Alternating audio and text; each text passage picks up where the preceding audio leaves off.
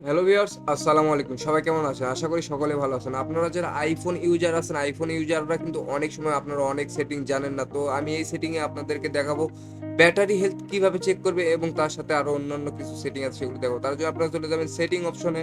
Setting অপশনে আসার পরে একটু নিচের দিকে স্ক্রল করলে আপনারা দেখতে পাবেন ব্যাটারি নামক অপশন, যে ব্যাটারিতে আপনারা ক্লিক করবেন। ব্যাটারিতে ক্লিক করার পর উপরে আপনারা দেখতে পাচ্ছেন ব্যাটারি পার্সেন্টেজ। চাইলে এটা আপনারা অন করে দিতে পারেন। তার নিচেই আছে লো পাওয়ার মোড, চাইলে আপনারা এটাও অন করে রাখতে পারেন।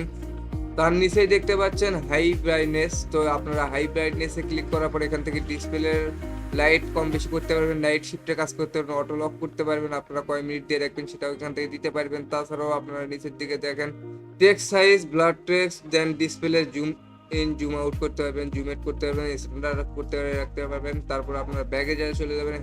নিচের দিকে দেখতে পাবেন ব্যাটারি হেলথ অপশন। এখান থেকে আপনারা কিন্তু ব্যাটারি ম্যাক্সিমাম ক্যাপাসিটি আপনারা চেক করতে পারবেন।